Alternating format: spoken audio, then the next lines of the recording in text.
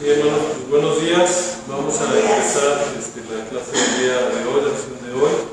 Vamos a empezar con una oración. Señor Dios Padre, te damos infinitas gracias en esta mañana por tus bendiciones y tus cuidados, porque nos permite estar aquí aprendiendo un poquito más de tu palabra. Señor, te pido que seas conmigo, Señor, que seas tú quien transmite el mensaje para mis hermanos, para quienes están aquí presentes y para quienes posteriormente puedan ver el video, Señor, que puedan obtener bendición y pues aprender un poquito más y aprender a cómo evitar que esas doctrinas extrañas entren a tu iglesia. Sé también con quienes vienen en el camino, Señor, bendícelos a tus dedos ocupados y ya se nos permitan que podamos estar aquí también todos en armonía. Porque te lo pedimos en el nombre de tu Hijo amado Cristo Jesús. Amén. Ok, bueno, pues el día de hoy vamos a continuar con la clase que empezamos la semana pasada, que es la parte de ideologías. La semana pasada hubo pues bastante material y hubo bastante interacción, afortunadamente. Eso es bueno, eso es muy bueno, y pues quedamos ahí un poquito pendientes. Entonces precisamente vamos a ver la segunda parte y vamos a retomar desde donde nos quedamos la semana pasada.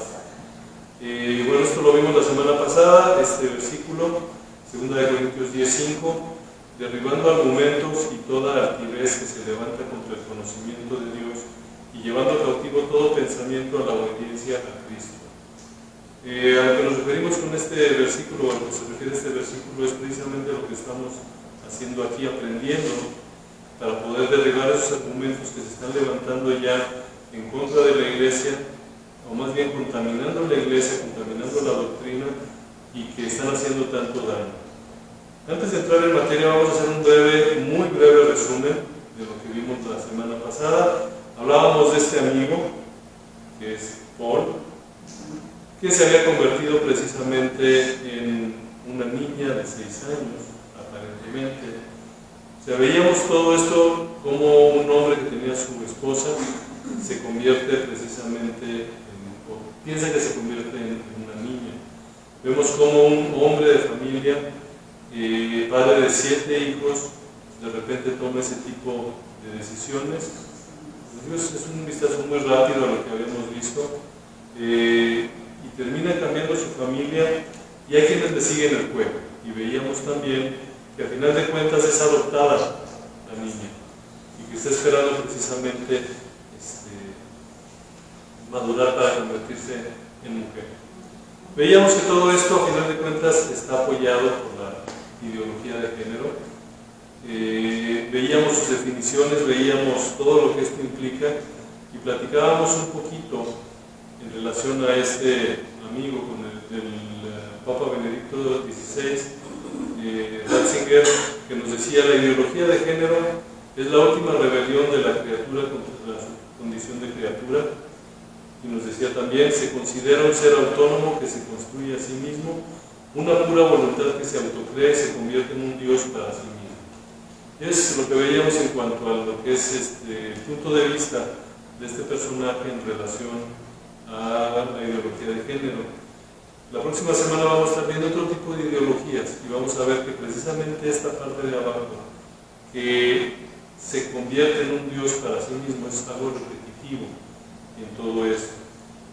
Comentábamos también este versículo de Jeremías 17:9, basándonos en que la ideología de género se basa mucho en sentimientos, en lo que yo siento es lo que yo soy. Y veíamos o concluíamos con este versículo de Jeremías 17: engañoso es el corazón más que todas las cosas y perverso. ¿Quién lo conocerá? Entonces, al final de cuentas, la misma Biblia nos dice que no debemos de confiar en nuestro corazón, porque nuestro corazón realmente no es una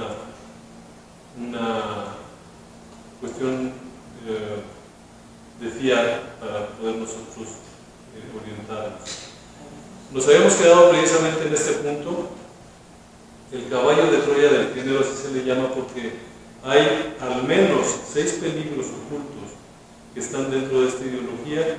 Vamos a verlos primero en forma general para conocerlos y después vamos a ir tomando uno por uno para analizarlos a la luz de la Escritura. Es lo que vamos a estar haciendo. Entonces, el primer peligro nos dice: no se nace hombre o mujer, es lo que dice la ideología de género, y es lo que nos quieren vender a nosotros. Si se acuerdan, por ahí en la primera sesión que tuvimos, cuando empezamos estos estudios, hablábamos de las teorías de la verdad, y esto lo basan mucho en lo que en ese momento comentábamos como teoría de la coherencia de la verdad, que no necesariamente se sustenta en algo que sea una verdad objetiva. Entonces aquí nos dicen que no nacemos con un sexo determinado en forma biológica y anatómica y demás. Entonces, una de las grandes mentiras que nos ofrecen. La segunda va muy relacionada. Dice: la sexualidad es diversa. Es decir, la sexualidad que nosotros tenemos es diversa, no nada más hay hombre y mujer, hay diferentes sexualidades. La última vez que chequé íbamos como en la número 32, o sea, hay 32 diferentes maneras de vivir su sexualidad. Entonces, igual, vamos ahorita a ver esto a la luz de las escrituras. La tercera mentira o el tercer engaño nos dice: la familia es un invento. Nos hacen creer que la familia es un invento, que como la familia natural o tradicional es un invento, alguien por ahí lo inventó, y en base a eso ha funcionado la sociedad, pero es algo que realmente no tiene un sustento, según ellos. Nosotros obviamente lo vamos a ver de una perspectiva bíblica. No tenemos que olvidar que parte de la ideología de género es precisamente el feminismo. Forma parte de esto. Y la cuarta mentira o el cuarto engaño es: los hombres, hablando del género masculino, son el problema. Entonces ahí argumentan que el género masculino somos los causantes de todo el problema.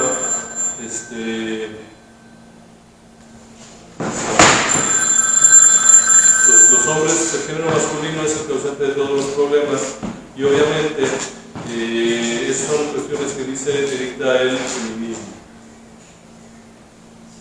La sexta nos dice: la violencia es unidireccional, va muy relacionada con el punto anterior, en que los hombres son el problema. Es parte del feminismo y es parte de lo que nos venden, o lo que nos quieren vender a través de la ideología de género. El matrimonio es opresivo. Es otro de los argumentos, o el sexto engaño, y van en contra de lo que es el matrimonio. Si se fijan, hablábamos sobre todo de la familia. Buscan destruir la familia, buscan destruir el matrimonio, y a final de cuentas están afectando pues, a la sociedad. Realmente tenemos que reconocer que todos estos intentos de destruir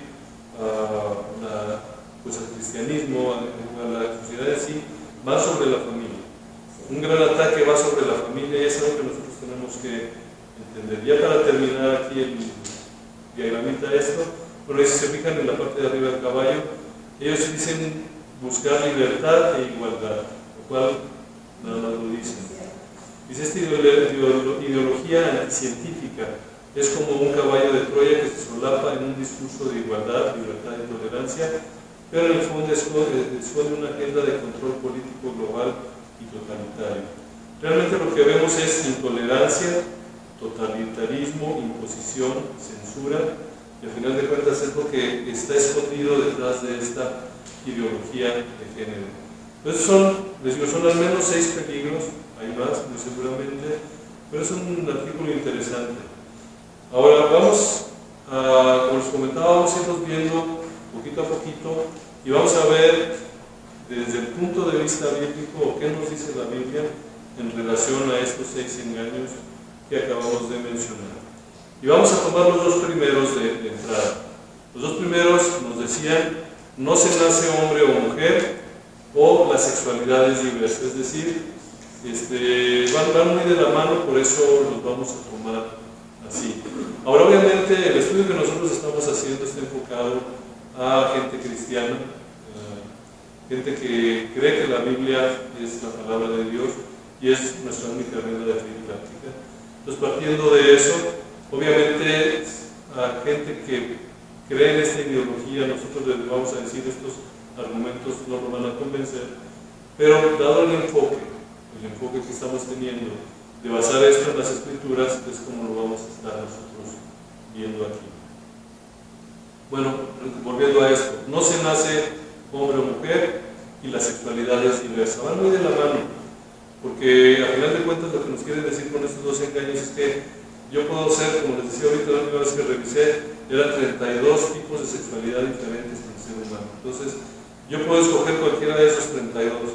Yo muy apenas pudiera pensar en, no sé, 3, 4, pero no, o sea, no son esos 32, son nada más 2. Y el mismo Dios nos lo dice. La Biblia tenemos Génesis 1:27, ya lo habíamos por ahí comentado, y creó Dios al hombre a su imagen, a imagen de Dios lo creó, varón y hembra los creó. Nada más no dice que creó unas personas y que les dio un montón de opciones para escoger en cuanto a su sexualidad. La Biblia es clara, Dios nos creó hombre y mujer, nada más.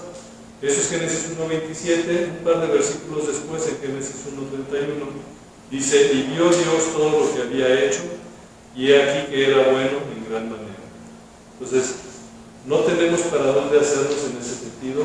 Bíblicamente hablando, nada más hay dos opciones, y obviamente esto no hay mucho que discutir, no hay mucho que pensar, así son las cosas, y la Biblia, esto es lo que nos dice. La tercera mentira, el tercer engaño, nos dice la familia es un invento, es lo que nos dicen por ahí. Nos dice la familia natural o tradicional, que está compuesta por un varón y una mujer, es un invento religioso y cultural en decadencia. ¿Qué es lo que ellos dicen? Que existen familias diversas dependiendo del género de sus miembros. Obviamente eso se está basando en los dos puntos anteriores, dependiendo del género de cada quien, ya la familia es diversa, ya no es la familia tradicional. A final de cuentas, vamos a dar la respuesta bíblica. Volvemos, bueno, ahorita estamos en Mateo 19, 4 al 6, lo voy a leer yo. Dice él, estamos hablando de Jesús, está respondiendo a cuestionamientos que le hacen. Él respondiendo les dijo, ¿no habéis leído que el hombre los hizo al principio, varón y hembra los hizo? Y dijo, por esto el hombre dejará padre y madre y se unirá a su mujer, y los dos serán una sola carne. Así que no son ya más dos, sino una sola carne. Por tanto, lo que Dios juntó, no lo separe el hombre. Aquí estamos viendo que en la Biblia ya está definido lo que es la familia. Más tarde vamos a ver lo del matrimonio, que también está implícito. Pero aquí estamos viendo cómo se forma una familia y está formada por Dios. Es decir, no es una invención, como dicen ellos, cultural. Les damos un punto en que puede ser algo religioso, sí, pero porque estamos sustentando esto precisamente en la palabra de Dios. Aquí lo podemos ver. Regresamos a Génesis 1:28 a y B, les dice, y los bendijo Dios y les dijo, fructificad y multiplicaos, llenad la tierra y sojuzgadla. Estamos viendo la integración de la familia, ya vimos que los creó varón y hembra, hombre y mujer, y aparte Dios los bendice y les pide que fructifiquen. Eso es también parte de lo que es de la familia, es estar dejando las generaciones que vienen adelante. Dice también, llenad la tierra y sojuzgadla, es decir, pues mantener el ritmo ahí de la tierra, del mundo en sí. Deuteronomio 6, 6 y 7, ya estamos entrando en qué pasa cuando tienen los hijos. Digo, eso es muy rápido, a lo mejor definitivamente cada uno de estos puntos requeriría un estudio, pero lo vamos a ver muy rápido, y cada estudio yo creo que debe ser de varias sesiones también, pero lo vamos a ver muy rápido. Deuteronomio 6, 6 y 7 nos dice, y esas palabras que yo te mando hoy estarán sobre tu corazón, y las repetirás a tus hijos y hablarás de ellas estando en tu casa, y andando por el camino y al acostarte y cuando te levantes. Entonces aquí estamos viendo cómo Dios crea varón y hembra, hombre y mujer. Dios bendice su unión, les pide que se multipliquen, y aparte deben de tener cuidados de esa generación que parte de ellos. Y al final de cuentas esto es una familia. Entonces no es una invención cultural. Si lo podemos ver ya ahora, simplemente es un mandato divino. Dios nos manda a hacer esto. Entonces la familia es algo que viene de Dios comentábamos hace un momentito, la familia es uno de los objetivos favoritos de Satanás para hacer caer a la sociedad. Destruye a la familia y con eso destruye a la sociedad. Y ahorita que hablemos del matrimonio, vamos a hablar un poquito más de esto. Pero al final de cuentas vamos a ver lo que dice Mateo 19, 7 y 8, que están hablando precisamente de lo que es el divorcio y demás. Le dijeron, ¿por qué pues mandó Moisés dar carta de divorcio y repudiarla? Él les dijo, por la dureza de vuestro corazón, Moisés os permitió repudiar a vuestras mujeres, mas al principio no fue así. No vamos a entrar ahorita en detalle de esto, pero lo que quiero resaltar yo de aquí es la dureza del corazón del ser humano. Al final de cuentas, esa dureza, así como en este caso que está mencionando nuestro Señor en el caso del divorcio, esa dureza de corazón es la que nos hace ver la familia, el matrimonio de una manera que no es. Entonces la familia es importante, la familia es algo que tenemos que tener en mente. Aquí nos dice, en la lucha por la familia está en juego el hombre mismo. Y se hace evidente que cuando se niega a Dios, se disuelve también la dignidad del hombre. Quien defiende a Dios, defiende al hombre. Entonces esta frasecita que vemos aquí la dijo, para variar, ya habíamos hablado antes, el señor Joseph Ratzinger. Así que estamos viendo cómo él mismo también, o sea, hay diferentes posturas que apoyan precisamente lo que es la familia, y es algo que nosotros como cristianos debemos de cuidar. Y vamos a continuar entonces. La que sigue nos dice el punto de vista feminismo, nos dice los hombres, hablando del género masculino, son el problema. Y la otra, la violencia es unidireccional, muy relacionados también, diciendo de que siempre la violencia va a ser de parte del hombre hacia la mujer. Si nosotros nos ponemos a ver este tipo de situaciones, realmente no son así, las quieren hacer ver así. Hay estadísticas que muestran que no es así, pero vamos a ver el punto de vista bíblico. Cuando dicen que nada más el género masculino es el problema, realmente tenemos que recordar lo que nos dice Romanos 3:9. ¿Qué pues? ¿Somos nosotros mejores que ellos? Aunque esto no está hablando específicamente del sexo, del género, lo podemos aplicar también. Dice, de ninguna manera, pues ya hemos acusado a judíos y a gentiles que todos están bajo pecado. Hombres, mujeres, independientemente de dónde seamos, mexicanos, estadounidenses, de donde los queramos escoger, todos estamos bajo pecado. Y aquí nos lo dice la Biblia. Y para complementar esto, nos dice Romanos 3, del 10 al 12, nos dice, como está escrito, no hay justo ni aun uno, no hay quien entienda, no hay quien busque a Dios. Todos se desviaron a una, se hicieron inútiles, no hay quien haga lo bueno, no hay ni siquiera uno. Entonces, el punto que estamos ahorita revisando no es que el problema sea específicamente del género masculino, es simple y sencillamente es el ser humano, su naturaleza caída, eso es lo que es el problema y no estamos en esta... O sea, por eso es un engaño realmente y lo debemos de entender así. Ahora, el matrimonio es opresivo, esta es otra de las grandes mentiras de la identidad de género. Nos dice el matrimonio y la maternidad son formas de oprimir y subyugar al género femenino que limitan y restringen sus libertades, oportunidades y derechos. La promiscuidad y el aborto liberan a la mujer de este yugo, es lo que promueven ellos. Entonces, vamos a verlo en dos aspectos. Primero, vamos a ver algo de lo que es el matrimonio para poder entender bien este punto.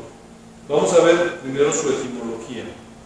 La etimología del matrimonio dice, proviene de la voz del latín matrimonium, asociado a los vocablos mater, que remite a madre, y monium, en alusión a un acto formal o ritual.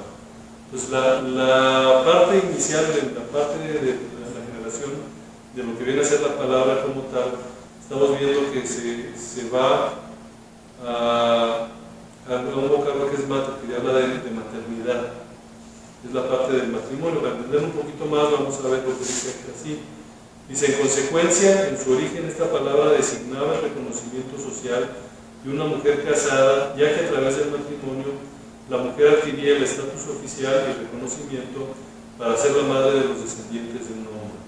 O sea, aquí estamos viendo que, de acuerdo al origen de esta palabra, era lo que le daba precisamente el estatus de mujer casada, por así decirlo, de empezar a formar una familia.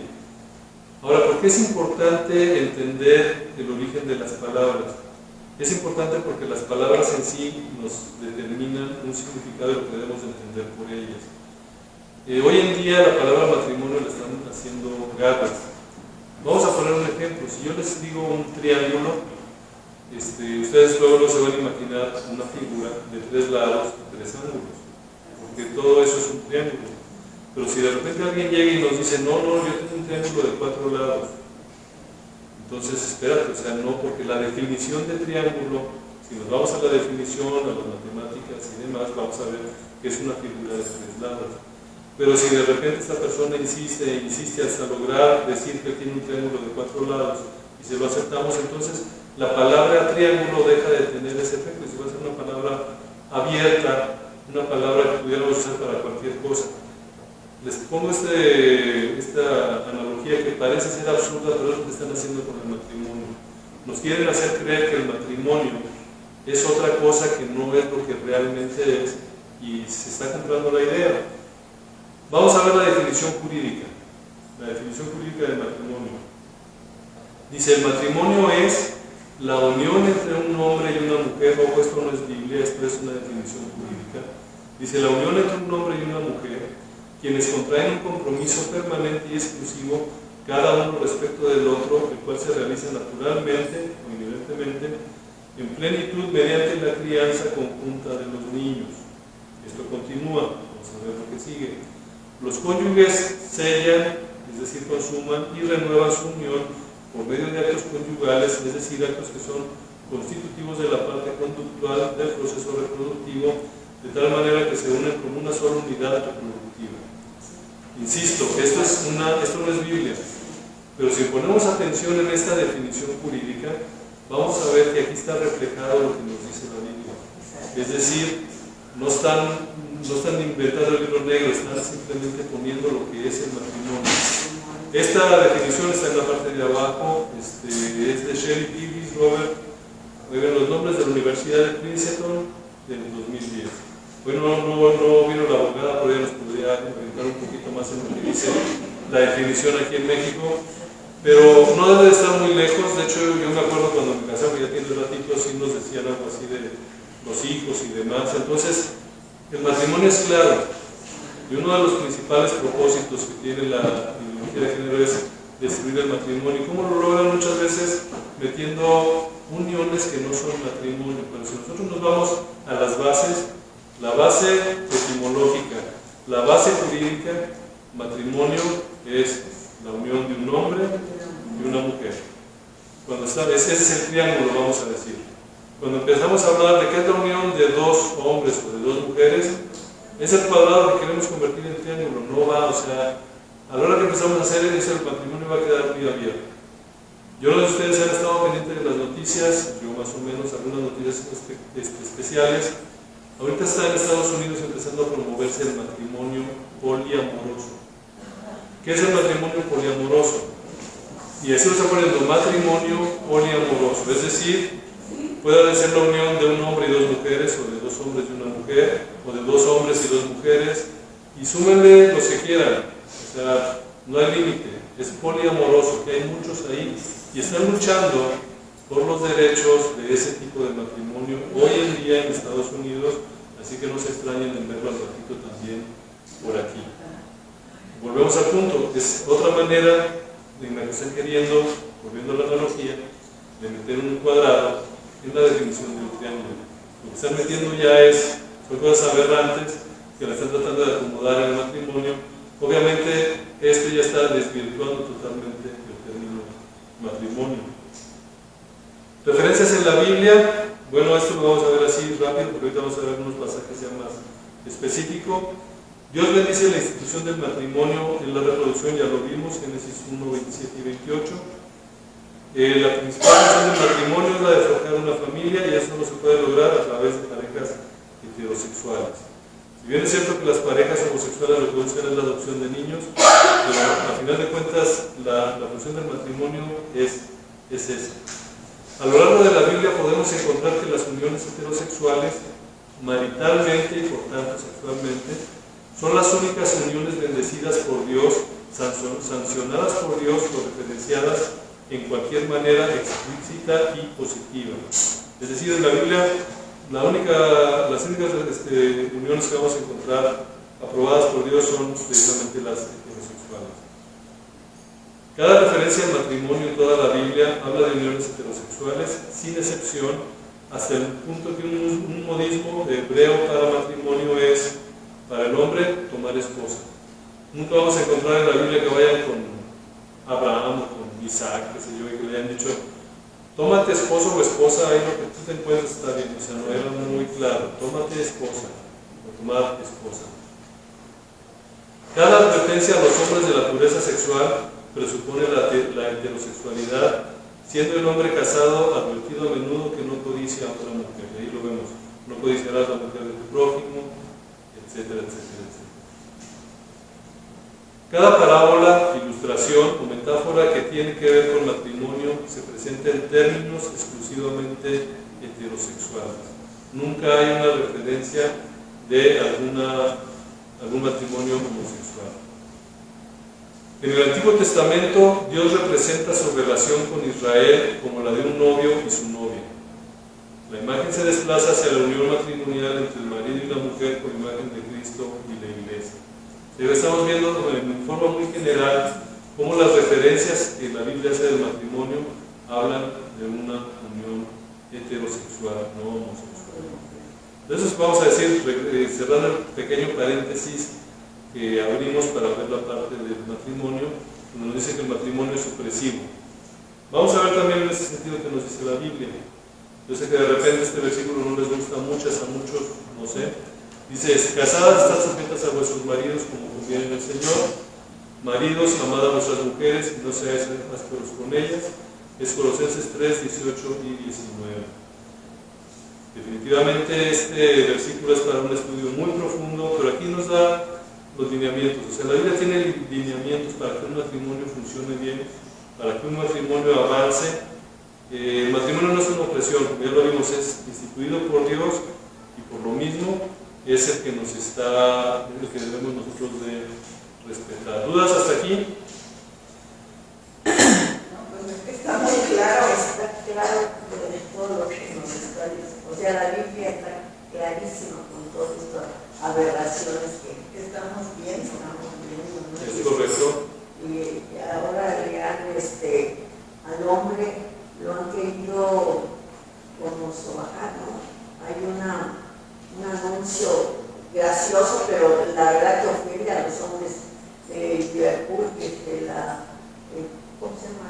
Venta nocturna. A la venta nocturna hay escobetas, escobas, trapeadores para el papá, para que el papá. Digo, eso no tiene nada de gracia, ¿no? Porque dije que fuera el siguiente el papá, pues el papá es una persona que tiene pues un lugar en la familia, ¿no? Y entonces hasta en esas cosas a mí me parecen muy pues absurdas, que quieran ver al papá como un sirviente de toda la familia, ¿no? Sí, no, de hecho, si ustedes ven, están ya hablando de lo que es la masculinidad tóxica. La masculinidad tóxica es aquella que nosotros entendimos, las generaciones anteriores como la mía entendíamos como la masculinidad, y la están tratando de cambiar, y son cuestiones muy sutiles que están tratando de meter.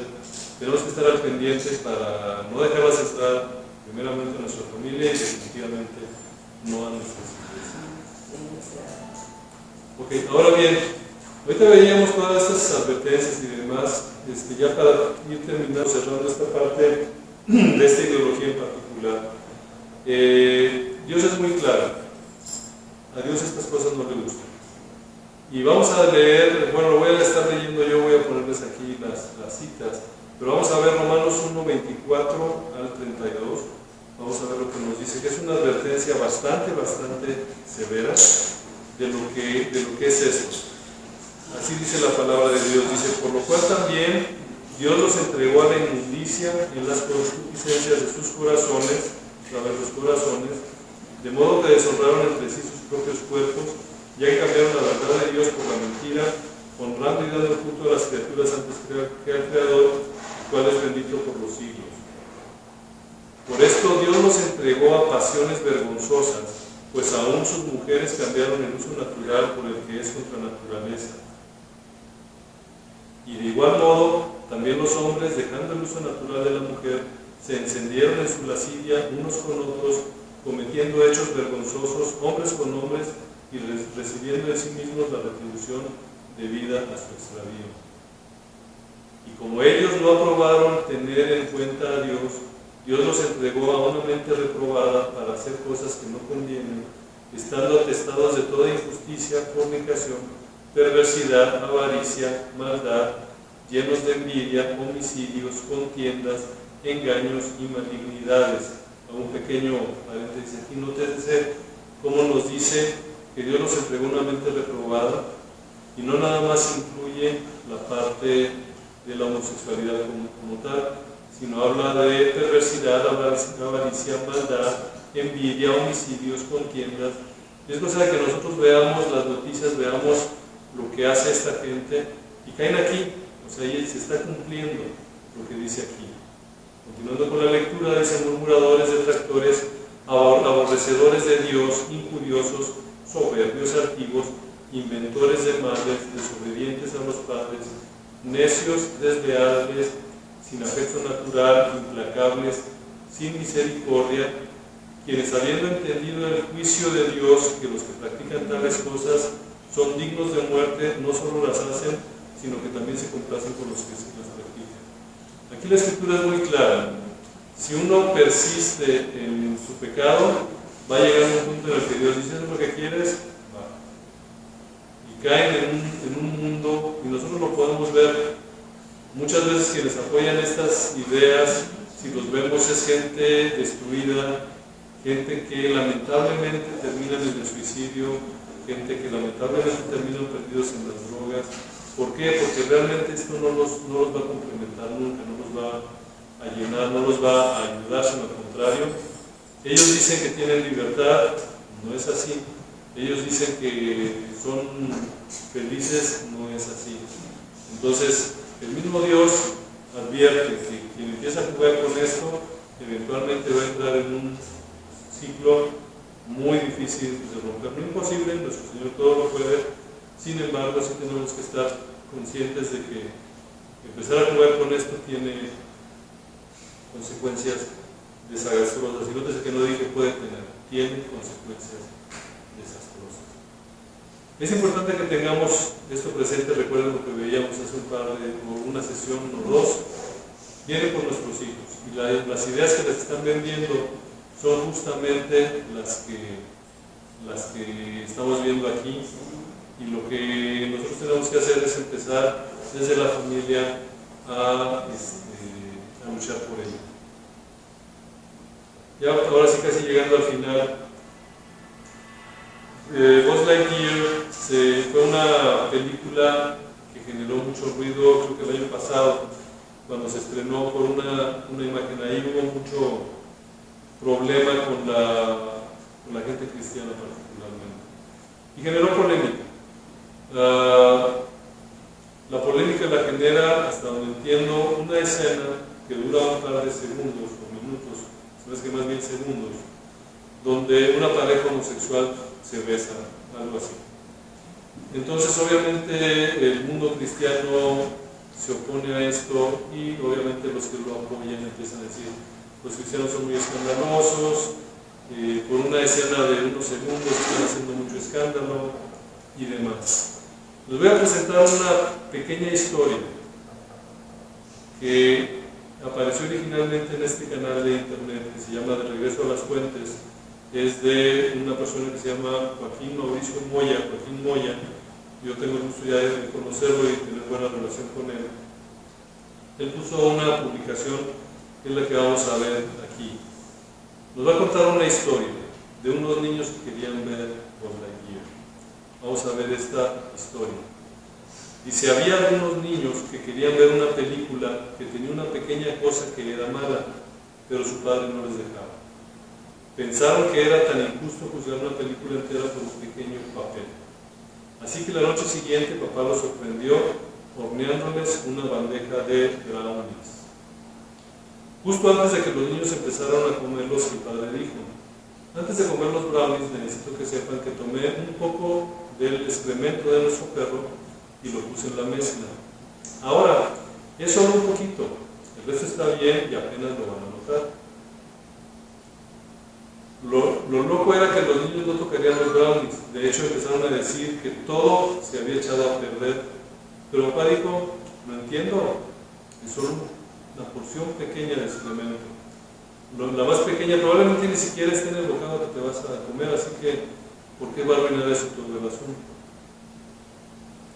Después de que los niños le explicaran en detalle cómo ese pequeño pedazo de excremento arruinó toda la bandeja y la hizo basura, papá les dijo, es por eso que no vemos películas con solo una pequeña parte que disgusta a Dios.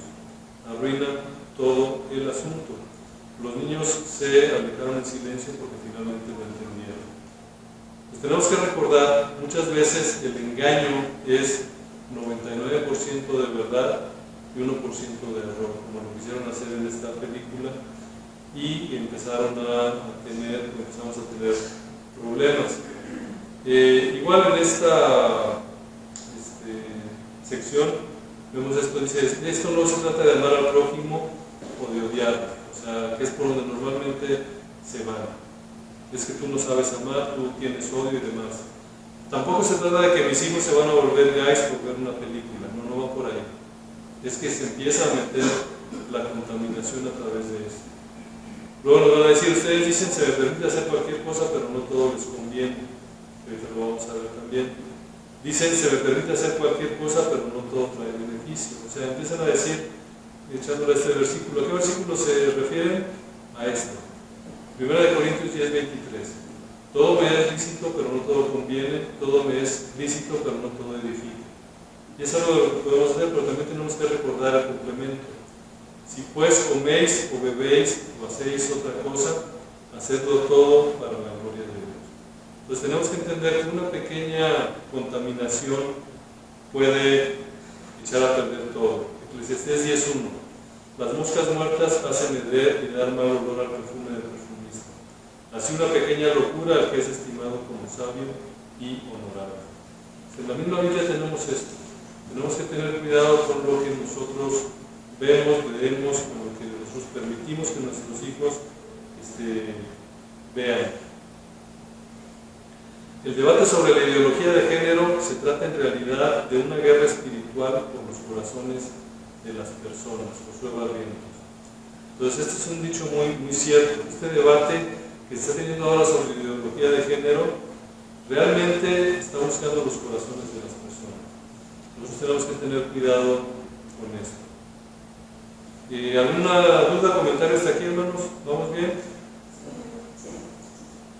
Ok, ahora, ya casi para terminar, una pregunta. ¿Alguna vez alguno de ustedes lo han llamado homofóbico?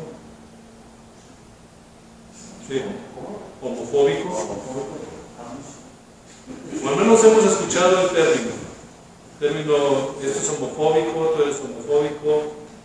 Vamos a platicar un poquito de este término. ¿Qué es la homofobia? Está muy interesante lo que vamos a ver. De hecho, esto, como saben ustedes, yo estoy en el Ministerio de Fe Razonable, de aquí, bueno, tenemos un capítulo aquí en Salamanca. Esto ya lo puse yo en mis redes también, como no sabías qué. Vamos a ver, así como lo hicimos con el matrimonio, vamos a ver el análisis etimológico.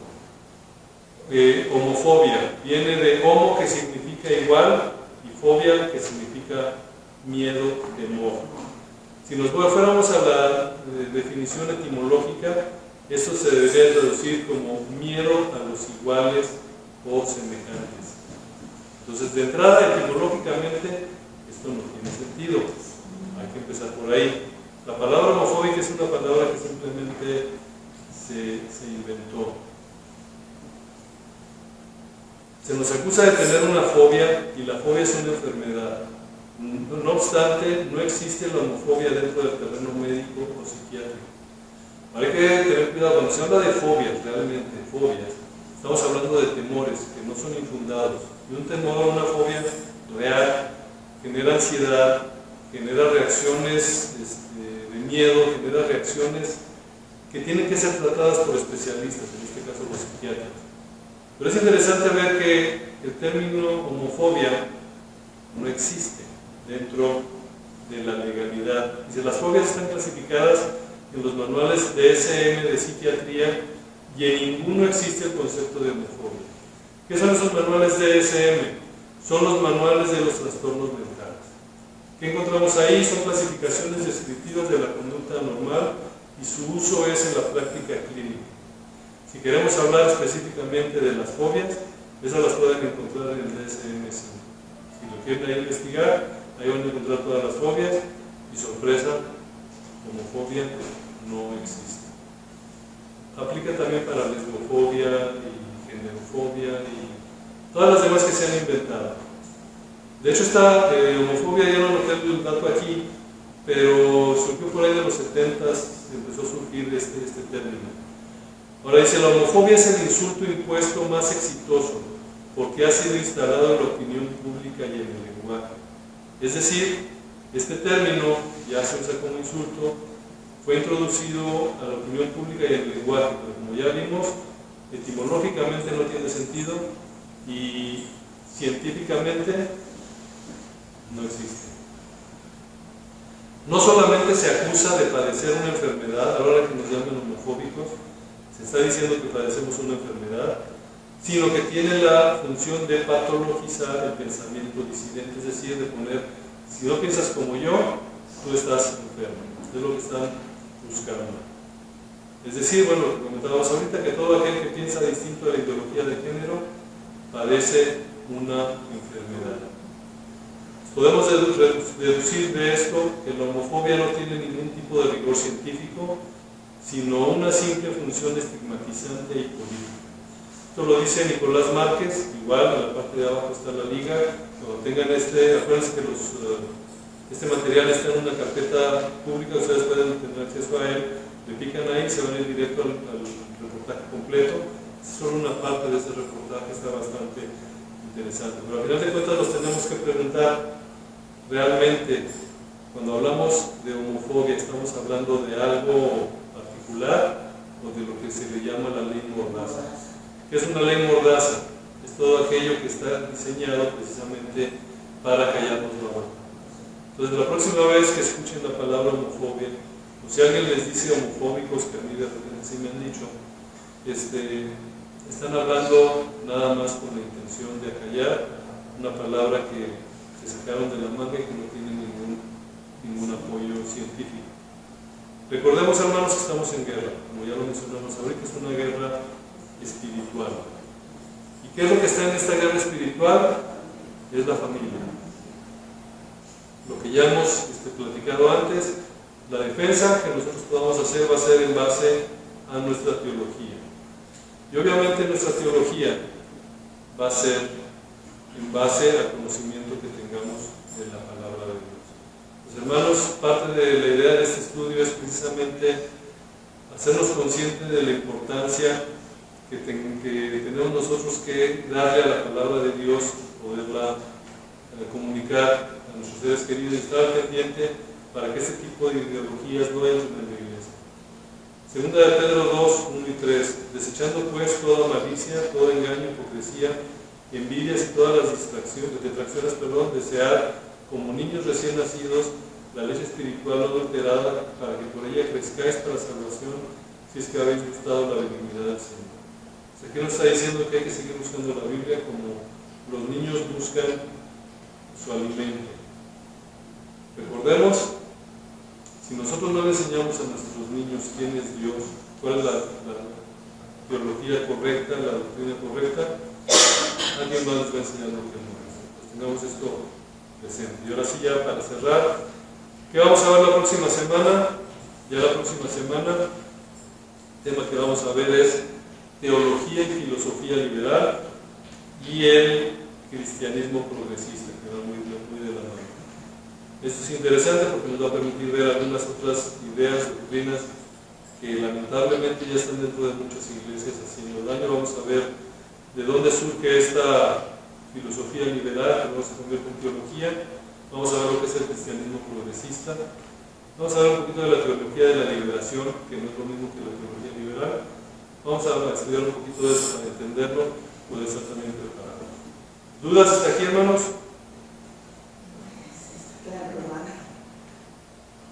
Bueno, si no, ahora sí terminamos a tiempo, no. Ahora sí vamos a tener recreo, les vamos a conversar el recreo de la semana pasada, antes de la predicación, o bueno, del servicio. Vamos a darnos esta oportunidad de orar y para terminar. Señores y Padres, nuevamente te damos infinitas gracias en esta mañana por tus bendiciones y cuidados, Señor, que queremos pedir, por que seas con nosotros, Señor, nos ayudes a entender tu palabra y a siempre defender, poder defender y dar buen apoyo a tu doctrina, tu sana doctrina, Señor. Sé con las personas que nos van a acompañar en el resto de las actividades de esta iglesia, Señor. Acompáñalas, guárdanos y cuídanos en el resto del día. Porque te lo pedimos en el nombre de tu Cristo Jesús. Amén. Gracias, hermano.